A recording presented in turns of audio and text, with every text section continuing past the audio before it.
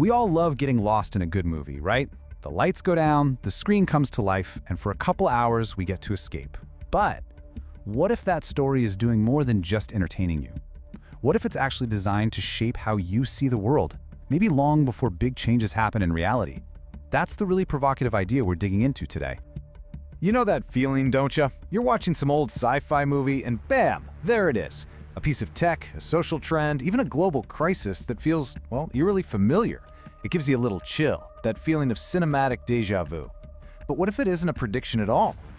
I think the example that hits home for almost everyone is the film Contagion. I mean, it laid out a script for a global viral outbreak with startling accuracy. You had the social distancing, the economic collapse, the mass panic, and that frantic global race for a fast-track vaccine. When COVID-19 happened, it seriously felt like we'd already seen the movie. So, was Contagion just a really, really lucky guess? A spooky coincidence? Or could it be something more? Maybe a way of preparing all of us, mentally, for what was coming down the line? This question, right here, is at the heart of a fascinating and honestly pretty unsettling theory. The source for what we're talking about today is a book called Scripted Reality, and it has a pretty interesting origin that we'll get to in just a minute. It argues that these so-called coincidences are anything but.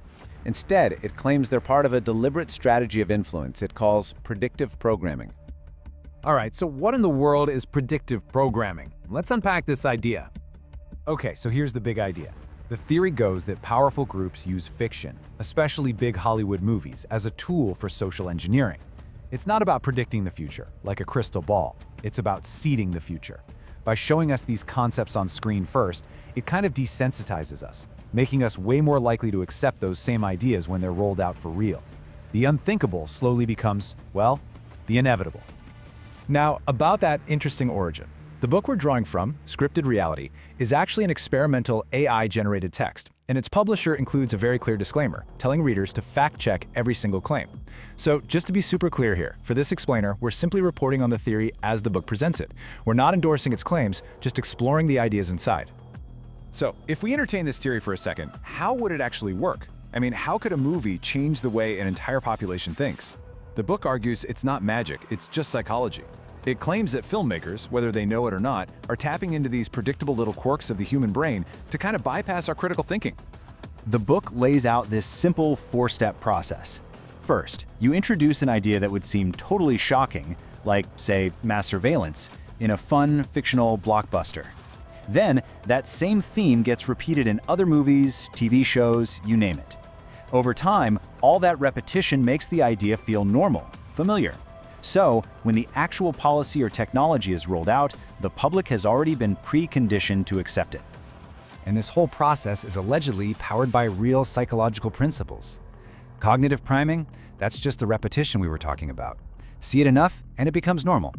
Mirror neurons are why you feel your heart race when the hero is in danger. Your brain actually experiences the fiction as if it were kind of real. And the third-person effect is maybe the most important one. It's that little voice in our head that says, sure, media influences other people, but not me. The book argues that this belief makes us lower our guard, turning us into the perfect targets for this kind of influence. And the book cites a ton of examples beyond Contagion. It points to V for Vendetta, where a government uses a manufactured virus to seize power.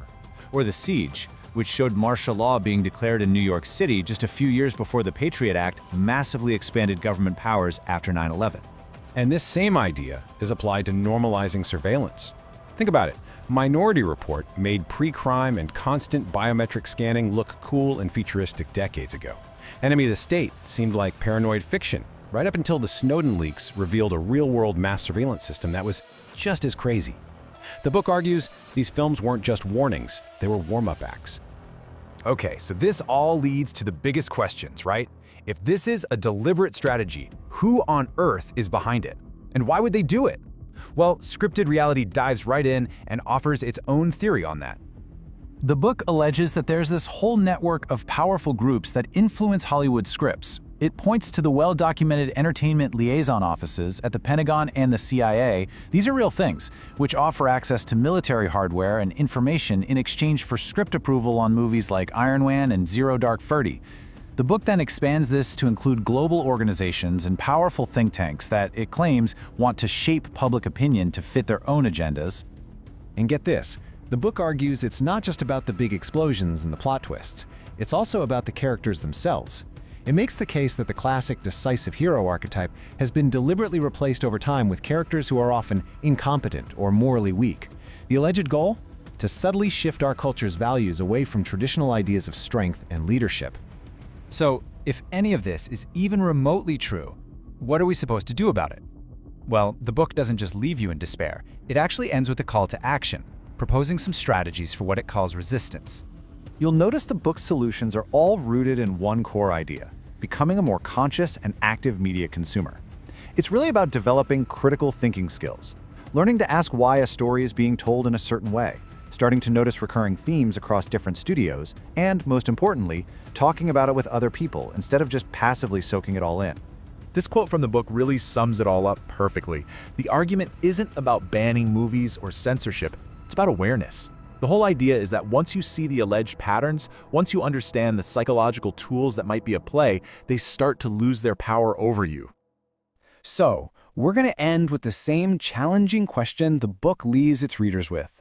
The next time you settle in for a movie and the credits start to roll, it might be worth asking yourself, was that just a story, or was it a lesson?